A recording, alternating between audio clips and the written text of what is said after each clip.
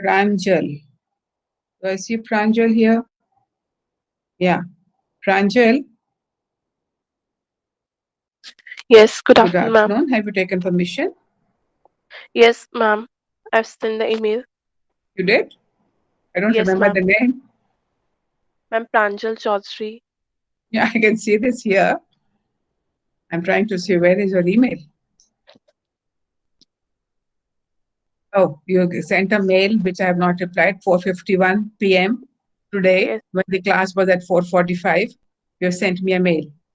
yes, ma'am. That's okay. Which section are you in? Ma'am, I'm from CLC. Okay. And I'm glad that you're aware that you have to have ZX and you have that in place. That's good. So, okay. You have seen those of you who are on my dashboard, you've seen the case material, access to case material. Have you tested that out? Some no, couple of you have said yes, it's accessible. So I'm assuming everybody has access, and expect you to start reading. Because now the आप लोगों ने अपने पाँव पे खुद कुल्हाड़ी मारी पूछ के कि मटेरियल कब मिलेगा. You perhaps didn't realize that material is already ready. So now that you've asked for material, it's time for you to read. Tomorrow, any volunteers for tomorrow presenting any reading from topic 1?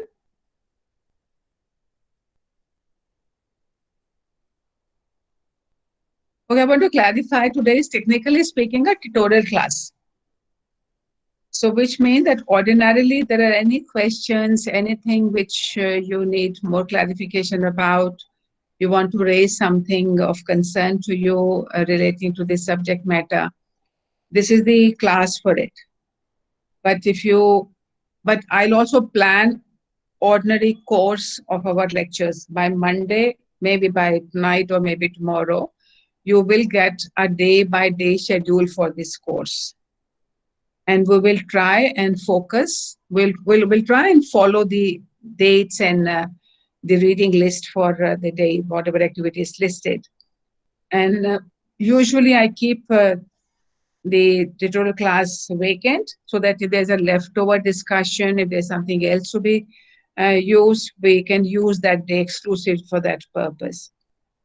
So we'll follow that pattern, but it's not that on the tutorial class you will not have a class. It's never going to be. You will have a class, and most often we'll have something new also to discuss on the tutorial class.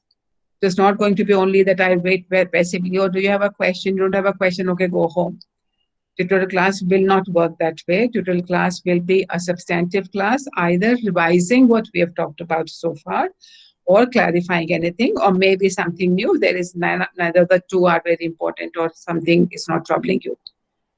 So, as a beginning, I know that some of you have been regularly attending from day one. Day one was just 10, 12 students, but then after that, I had more students in the class.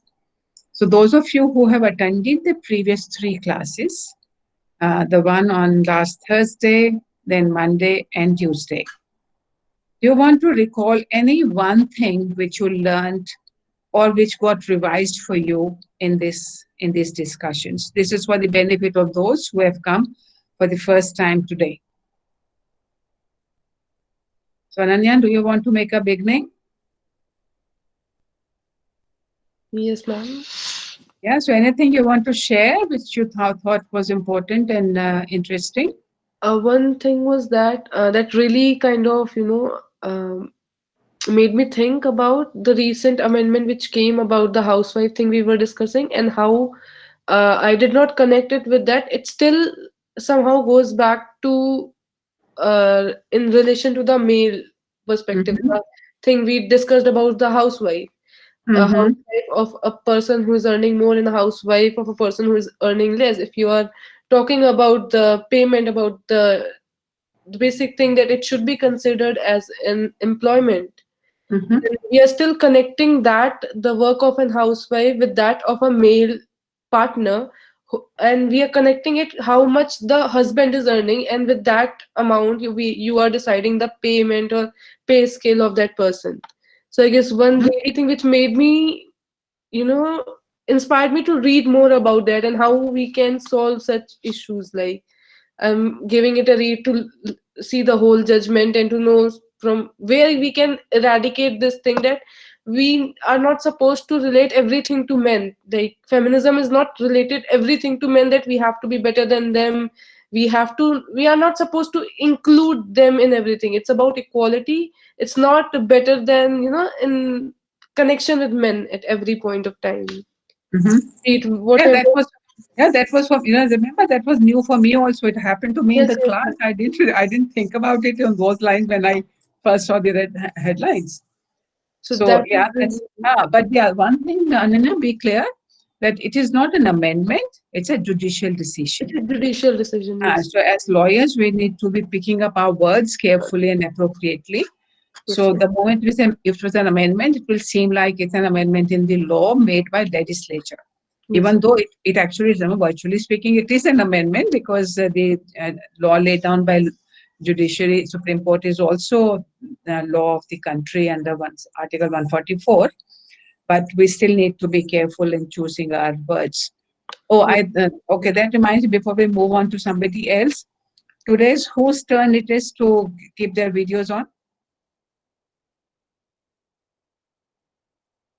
We have. I don't think so. We have discussed about that in our private We group. did, we did, we did. We said that 27 alphabets. We have 4 days of classes. So divide 26, na? अभी तो मैंने उसने 26% बोला था. So 26 alphabets divided by 4, and the alphabet, the first कितना होता है? कितना हुआ? 6, na? So first 6 alphabets are up to. So every day, 6 alphabets have to, people belonging to those alphabets have to keep their videos on. At least one person must represent one alphabet. So minimum 6 people have to have their videos on. So today is which alphabet's turn it is? Ma'am, A to F. Sorry? Ma'am, A to F. E to S कैसे होगा? Ma'am, A to F. A to F. F. नहीं, आज तो Monday थोड़ी है, आज तो Wednesday है. मैम फर्स्ट डे रैंडम हुआ था नहीं, because some people decided that irrespective of the day, they are going to keep their videos on. So that was it. But the principle was very clear. A to F is day 1, Mondays. Then G, H, I, J, K, and L on Tuesdays. M, N, O, P, Q, R. So everybody who has got these alphabets in your names, your names are starting with this alphabet, M, N, O, P, Q, R. You have to make sure that at least one person with that alphabet has the video on. S, T, U, V, W, X, Y, Z. तो ज्यादा alphabets नहीं होंगे? A, B, C, D, E, F. तो 3 फालतू ना, तो X में हमारे यहाँ कोई नहीं होता है, और everybody else is the 4th day from S onwards. So Mahima has come on video, and anybody with N, Mahip, चलो A तो हो गया ना represent, I let that pass. M, N, O, P, Q, R. And Nitu, your turn.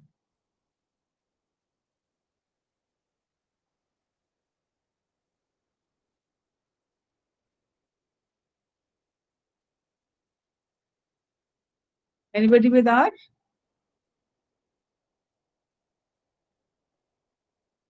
So Nitu is the defaulting one. Nitu?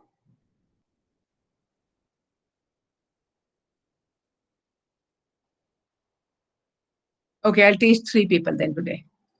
Let me get to my mode of show only people with videos. So, all right, anybody else who wants to, even if your video is not on, you can still speak. So anyone who wants to share any learning from your previous classes? So those of you who were not in the class, is the sharing of the information about. Good evening, ma'am. Yes, Ayushi. Ma'am, in one of the classes we discussed Arun Kumar case.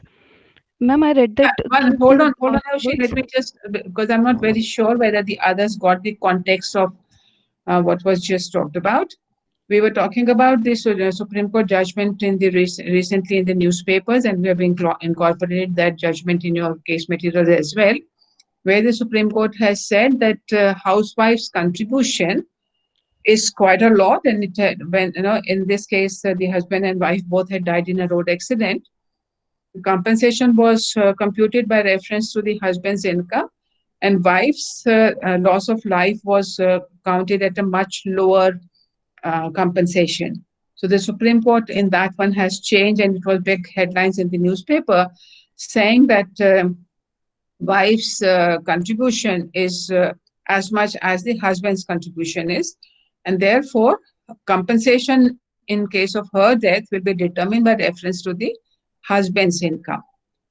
And when kind of we focused on it, we realized, and we were talking about it earlier, that when we think of human beings, even though we talk about men as inclusive of women, but most of our laws have standard the men in the society as the standard to determine what women should get.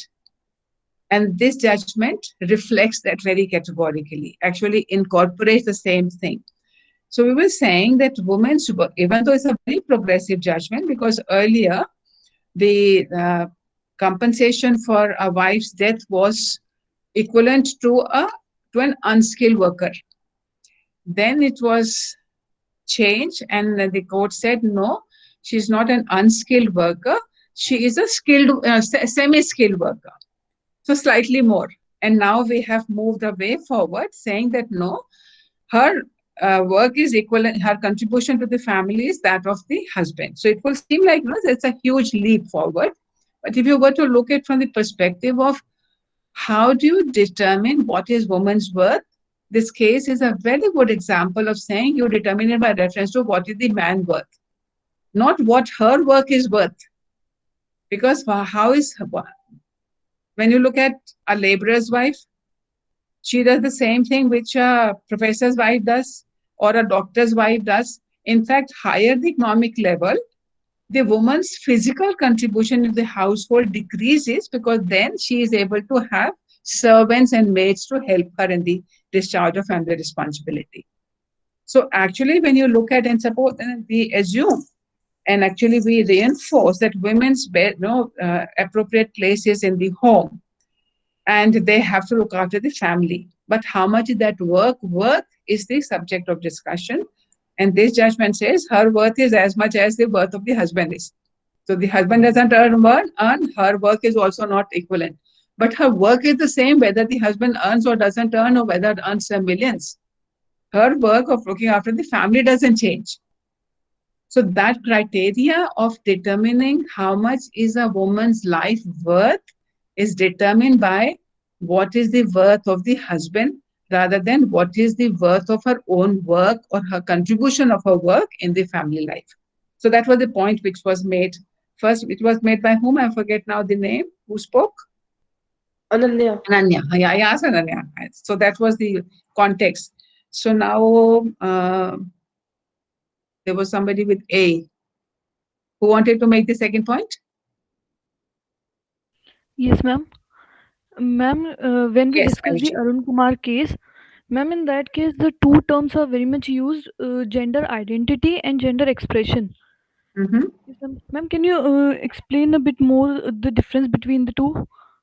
Is it We'll that we'll come identity? to these technicalities. We'll come to these technicalities. But what was Arun Kumar case about? You can tell the others.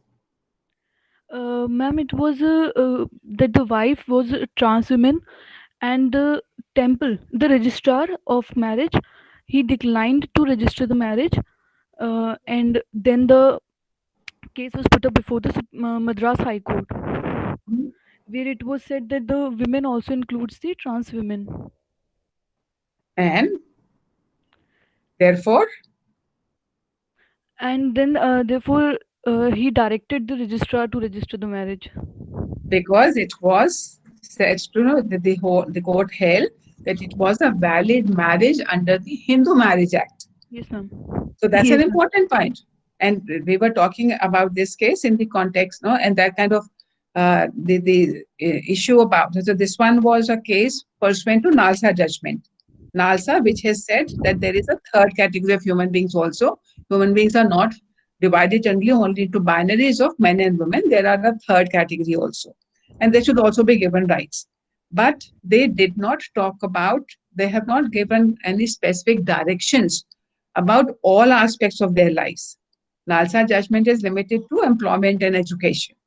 Yes, ma'am. So, what about their personal life? What about their personal laws application to them? All that has been left closed, and therefore, this is a progressive step in that sense. But at the same time, it is taking cognizance of those trans persons who have chosen to identify themselves as man or woman. But if they decide to be a third, will the court still recognize their marriage? And that has also, in the contextually presently, we do know that the Delhi High Court is dealing with 3 petitions challenging the or asking for recognition of same-sex marriages. All the 3 legislations under the Hindu Marriage Act, Special Marriage Act, as well as the Foreign Marriage Act, all the 3 are under challenge. So, okay, good point. We'll come back to your query also because we'll talk about Arun Kumar in much greater detail. We'll read the judgment and come back to it. And we have to yet, get ourselves educated on the terminology. I'm quite sure that most of us do not make a distinction between gay and homosexual.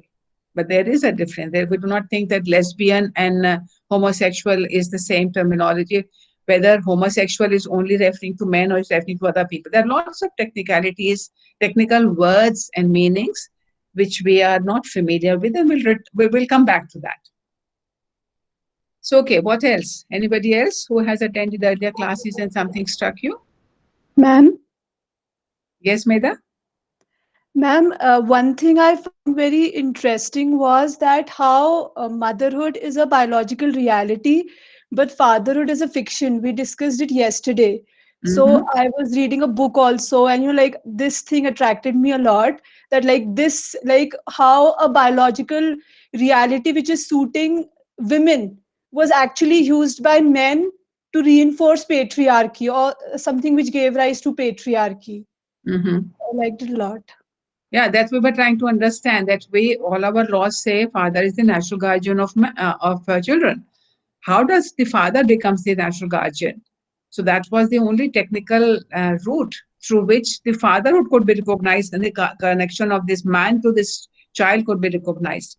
But remember, very interesting contrast when you look at the general principle is father is the natural guardian of children, but do you know which children? Legitimate children. Is not the natural guardian of the illegitimate child. So illegitimate child, which attracts a lot of social stigma, the mother is identifiable, father has got nothing to do with that child. And the child does not come into existence because of marriage. Child comes into existence because of union of the male and the female body and the sperm and the egg. So that reality is denied by the law, which only looks at marriage as the institution to determine who gets the honor of being the father and the guardian. The fact that there is unwed relationships or outside the relationship, there are this whole concept. We do not say legitimate parents. If we were to say legitimacy is available to you, to father and mother the children after marriage, then the parents should be legitimate. Children come into existence not because of marriage. They come into existence because of the union of the parents. So the law does not take cognizance of that aspect also. So the reverse of it also is very important to keep track of. That father is the natural guardian only in case of legitimate children. So, okay, anything else?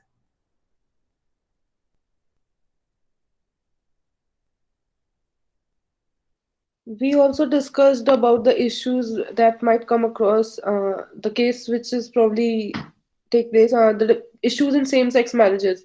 What will come, what the issues will come if they will legalize the same-sex marriages. Now, since the relationship of same-sex relationships have been legalized, now what are the consequences of same-sex marriage, legalization of same-sex marriages?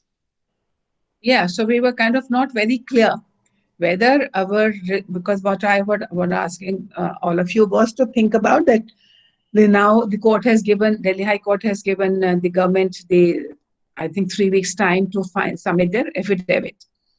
So what do we think that the government is going to say?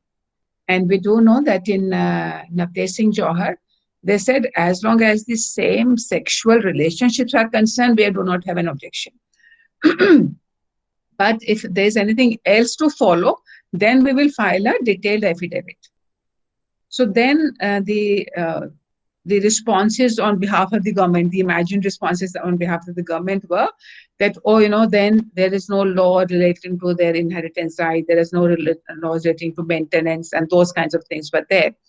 So the question I was asking is that all these reservations are coming because we do not want to have same-sex people marry, because all these technicalities can, automatically can be removed. Now look at Jammu and Kashmir abolition of 370.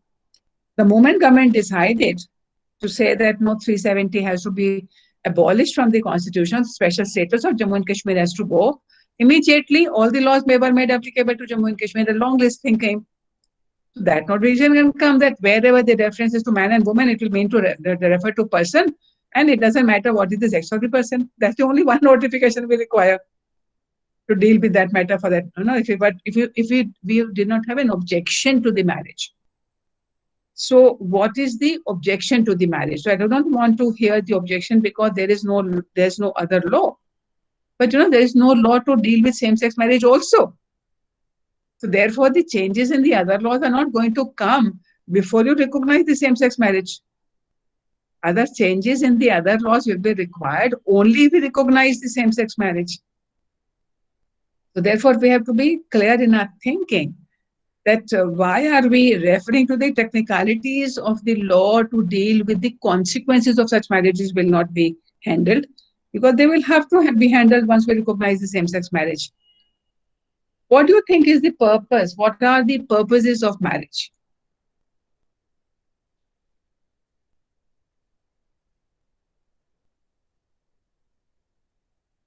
Social security. For women or for men? For both. Do men get social security by marriage?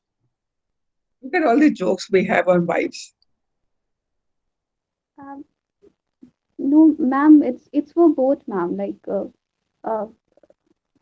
what kind of social security? No, tell me. What? Spell it out. Reconstruct.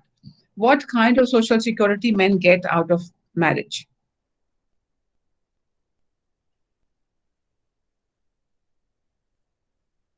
I will take a moment. Let's do the other way around. What kind of social security the woman get from marriage?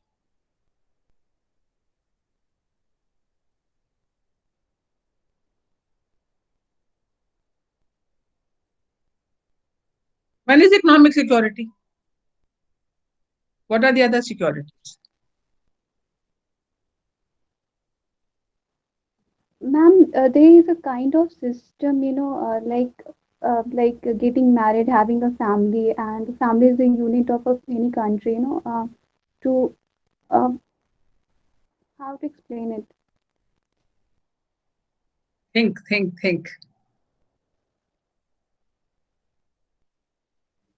Ma'am, Now think of the people around you.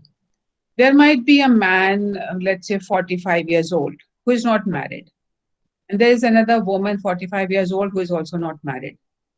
Whether the social perception about both these two unmarried people are the same or they're different. It's different. They are different. At the age of 45, whether the man is still likely to marry and the woman is also likely to marry. Not that no one will. They do. People marry at 89 also. So that's a different story, exceptions, cases apart. So what is the difference in the perception if there is a 45-year-old single man and there's a 45-year-old single woman? Man is likely to get married now. Okay. Apart from marriage, while they're not married.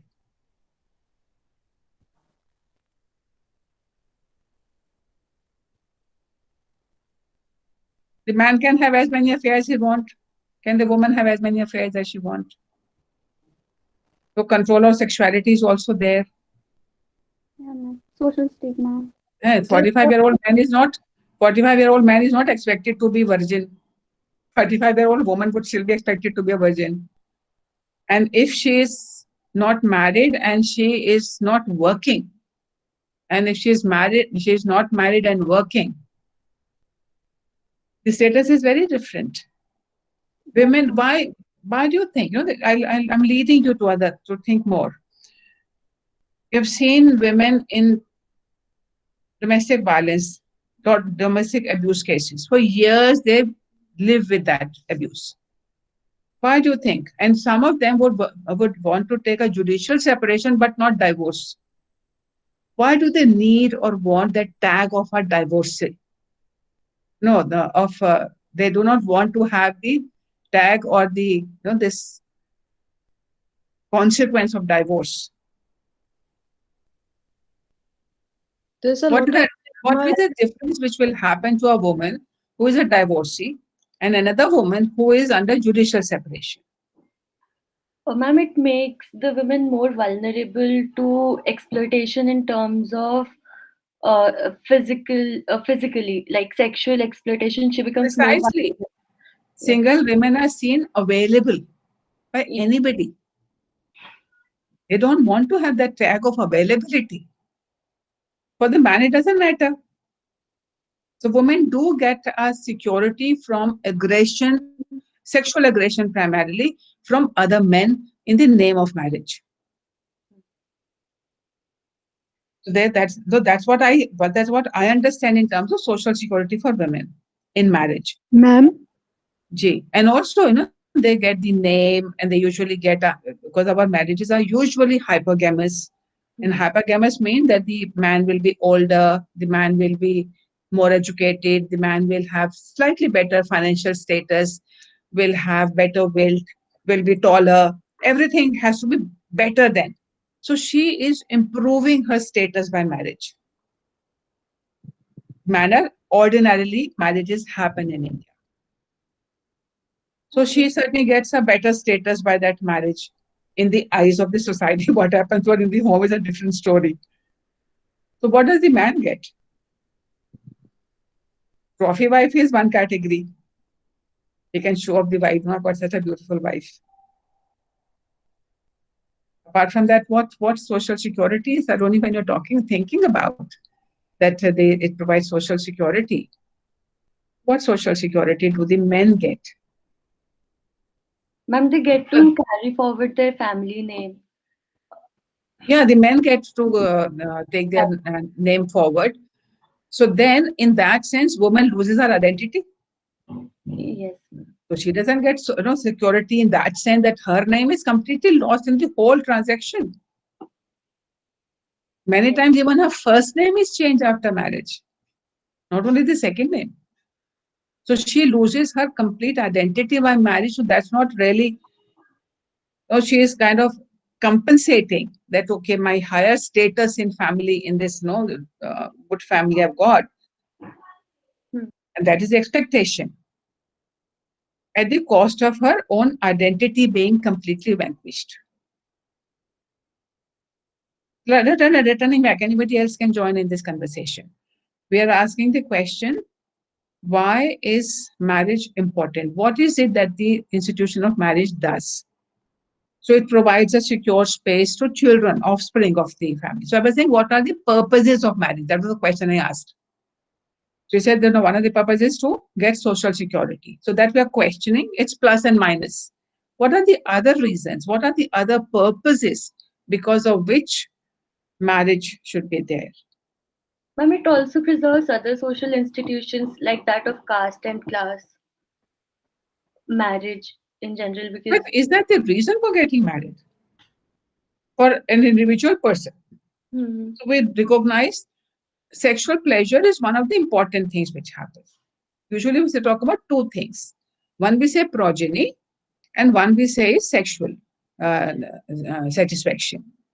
So sexual pleasure and producing the next generation is an are considered as primary two purposes. Then, of course, there is companionship, there is dependency, there is help and love and affection. Thousand other things are there. But primarily, that two are seen to be two purposes of marriage. Ma'am, along Same with sex, yeah, sorry, ma'am. Along with sexual labor, I think physical labor of women is also a factor in getting married because that's for she the men. That's for the men. But when it comes to sexual pleasure and progeny, it's for both. it's a good. Both of them participate in it equally. Of course, we do not recognize that women want sexual pleasure because her sexuality is supposed to be suppressed and controllable and all that kind of thing. But we do know that women also derive pleasure in the activity and they also produce children. So progeny and pleasure are the two P's seen as the primary purposes of marriage, and everything is connected with that. So the major objection to same-sex marriage would be that these people cannot produce. So will that be reason enough to say they can't marry? What would be No, your ma'am. counter argument to that? No, ma'am, we cannot say like if they cannot produce children, they cannot get married. So what about like the couple who are unfertile or who cannot produce children? So they are getting married. So why not the same gender or like same sex marriage should be like valid one? Okay, so if the couple is infertile, what is the remedy available? When I'm Adoption. saying couple, I'm not saying couple. I'm not saying couple. It will be one partner. Maybe sometime both, but usually it is one partner which cannot produce. Either the sperm is not is weak, or the egg is not proper, or she doesn't have the uterus is not holding pregnancy. Any of these reasons might be there, or the copulation is just not happening. Copulation not happening, then no fault. But if we say that one has a biological deficiency, so what happens if the couple is not capable of producing a child because one of them is infertile? What is the remedy available? One is adoption. Surrogacy. I'm not aware about the laws related to surrogacy, but surrogacy is also one of the ways you can have a Okay. child. So Adoption. why do we permit surrogacy and adoption to people who are married but not able to produce their own child?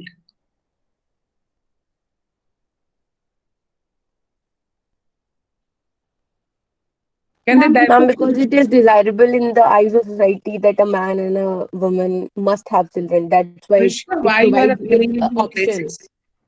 It Avishka, provides with the option. you are appearing in two places. Ma'am, I don't know. No, I'll exit and join again. you are logged in only in one device or two devices. Just one device, ma'am. That's perfect. You got it too. Ma'am, I'll join. Sorry, I missed what you said.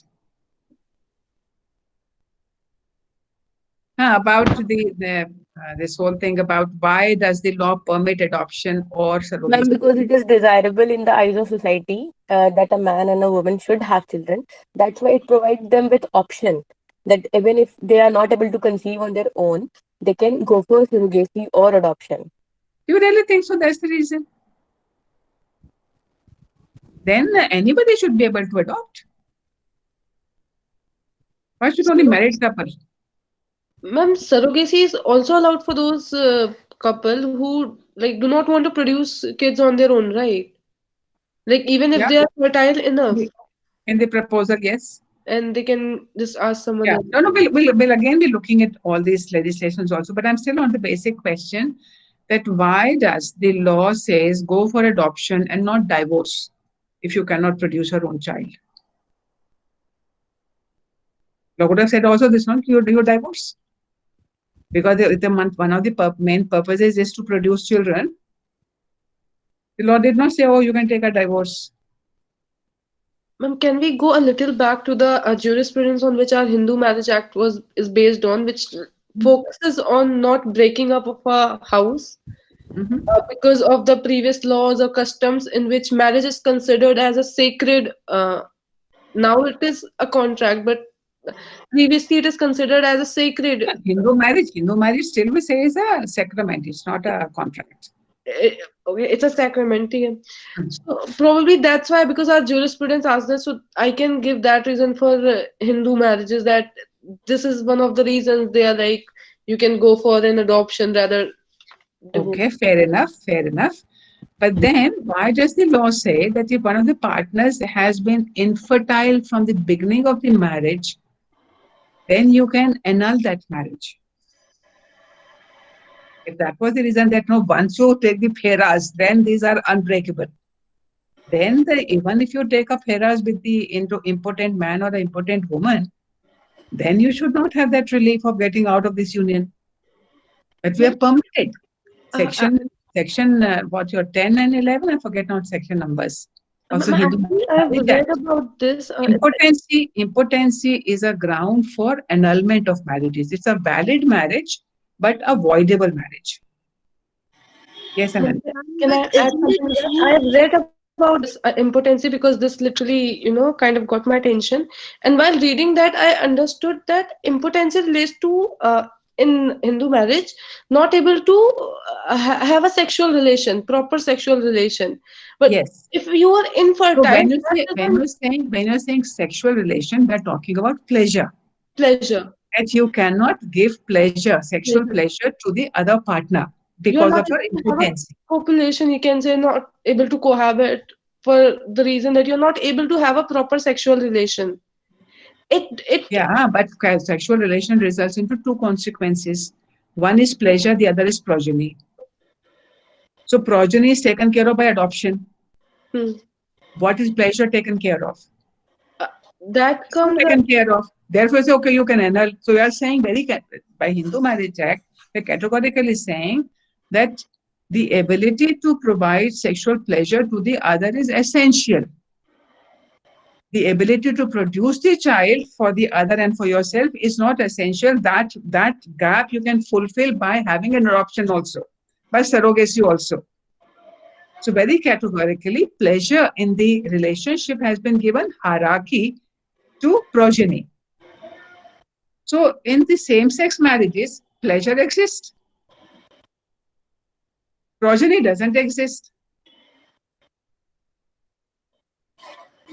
Therefore, that should not be a problem. So what are our other logical questions? We say it is immoral. So immorality question has been now already taken care of by the Section 377 changes.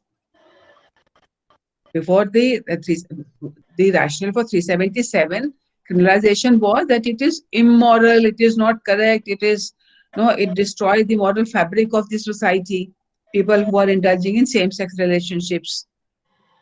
So all that has now been set aside by the Supreme Court ruling saying that no, this cannot be criminalized. Sex is a personal privacy sphere, and therefore the state cannot intervene as to what kind of sex you will have with your partners, as long as they're adults and they're consenting. So consenting adult sexual activities are outside the purview of the law. And certainly the same-sex couples are having the pleasure relationship with each other. The only thing they cannot produce from their body is the progeny. But that has not been made as a ground for not permitting people to marry. We do not say, oh, first to go and get yourself checked whether you are able to produce children or not. We're not made that medical test compulsory at all. So there may be two kinds of people. One, you were referring to that people who are not able to, and the others who decide not to. So them we have said, oh, you can go for surrogacy. Not only adoption, because when you say adoption, you're talking about a child who's not connected with you. But in surrogacy, there are three possibilities. Only the wife is genetically connected with the baby. Only the husband is genetically connected with the baby. Neither of them is connected with the baby, but they've chosen the baby. They've got a manufactured baby. By saying, okay, this and this person and these two persons can decide. to copulate, and they'll have the test tube baby or whatever. They've got no genetic connection whatsoever, and I do not understand that at all. That why must you allow a couple to have a baby by surrogacy when you have got neither you nor your husband, neither the man nor the woman have got any biological connection? Your desire is to adopt a child, adopt any child, and they're already available. So anyway, we're not raising that just of now. But in any case, we have said that if you cannot produce it, or you decide not even, you even decide not to have, if it's a heterosexual couple, you can go for adoption, for surrogacy also, if not adoption. The same principle can apply to the same-sex couple also. So now what is there for us to have a resistance to a same-sex marriage? You have to think about it overnight. Look up any literature you can lay your hands on and come back and speak about it tomorrow. So everybody, please mark your attendance by writing P in the chat box.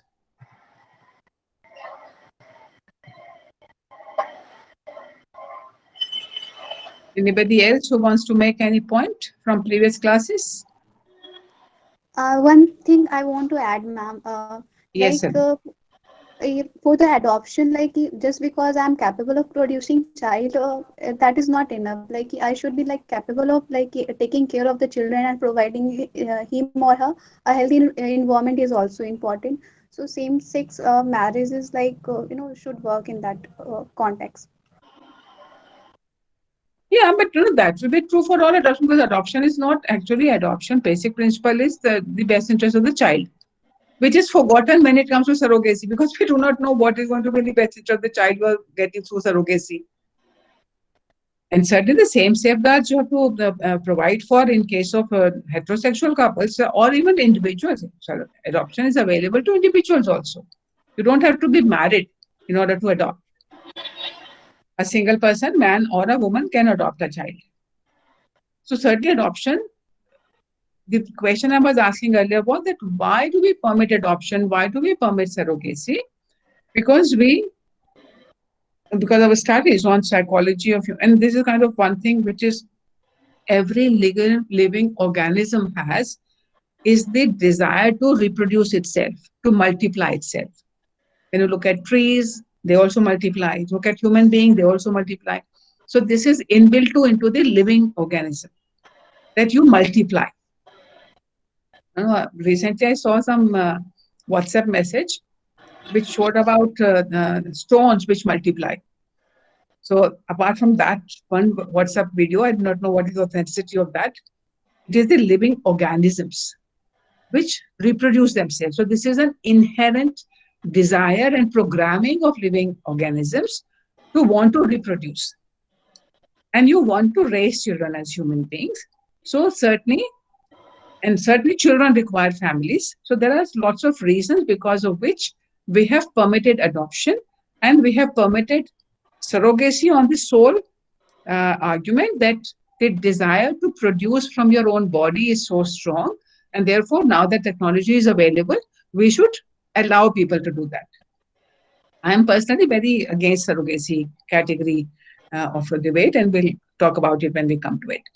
But I said that's the rationale provided for, that because to fulfill the inherent desire of human beings to reproduce themselves. Ma'am, I have one more question. Mm-hmm. From last two to three classes, you were asked like how many of you feel like a man or like woman, apart from like the from gender perspective. So like getting a lot of clarity, but at the same time it's confusing me a lot. Like today I'm feeling like a woman, tomorrow I could feel like a homosexual or bisexual. You know, So last semester we had a student from CLC who came to our class to speak about, and she is openly a trans woman. So, and all of us just could not understand. We could understand why a man feels a man and why a woman feels a woman. We could relate back to that, but we could not understand why a trans person says, this person She was born a male, a perfect biological male, but she thought she was a female. And she wanted to dress up, and she was beginning to start the process of medical intervention also to become a woman. So we said, how having a body of a male, you think you are a female? We could not find an answer.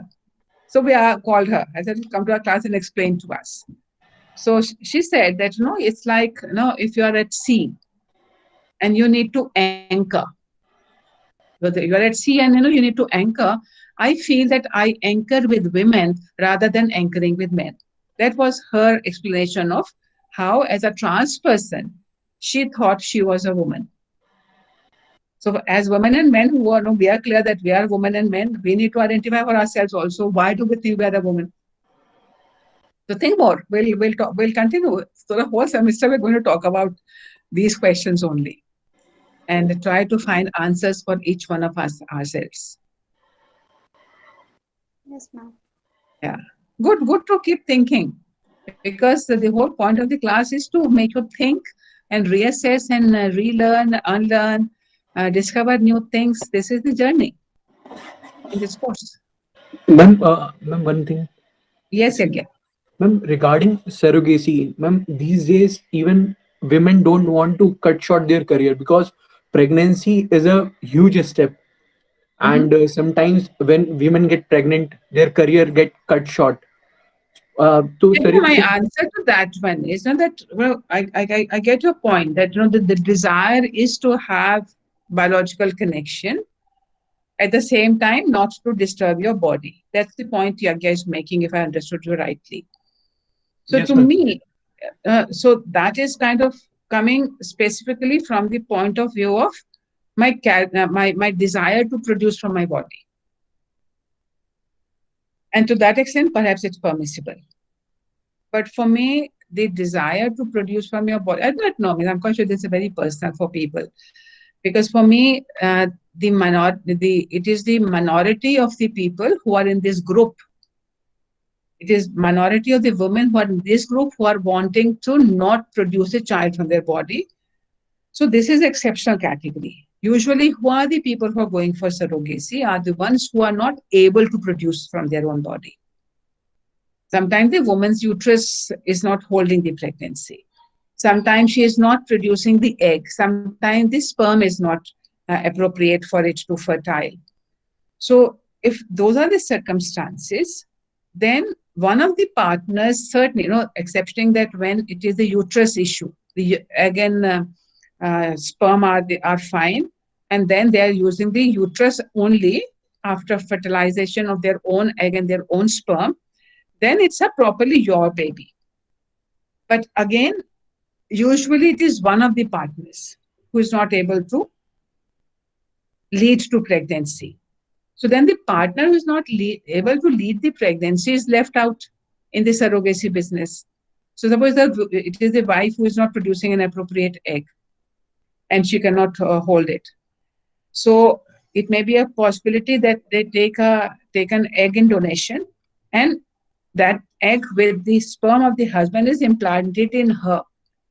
So she produces the body from her body, but she is still not genetically connected with the baby. Or it may be that she's not involved at all. Neither her egg is there, her uterus is not used. It is the husband's egg and somebody's husband's sperm and somebody else's egg, which is implanted into either that one or somebody else. So woman has got neither biological nor genetic connection. What is her desire, which has been fulfilled by surrogacy, is to bring up a child that she can very well do by adoption. So we are making a law for the privileged category, not the category. When we say that, somebody who doesn't want to produce, the women who don't want to produce, whether we should be encouraging that, and should we be making the law to deal with the desire of those exceptional women who are so concerned about their career they do not want an interruption. But in any case, interruption by pregnancy is only 9 months. What happens after the baby is produced and brought to your house? Are you not supposed to look after that baby? Then your career will not be affected. There are lots of questions to ask. So it's important to raise our doubts and share our thoughts. It is also important to then reflect further. Ma'am, Ma'am, I would ma'am, like. sorry to No, interrupt, no, but no, ma'am, no, not we have a tomorrow. class tomorrow. No, tomorrow, We tomorrow. have a class now, ma'am. Exactly. Yeah, so I'm saying tomorrow. Yes, ma'am. Yeah, no more discussion today. I also have a class at 6, my meditation class. I need to stop recording. Thank you, ma'am. Okay, thank you, ma'am. Thank you, ma'am. We are all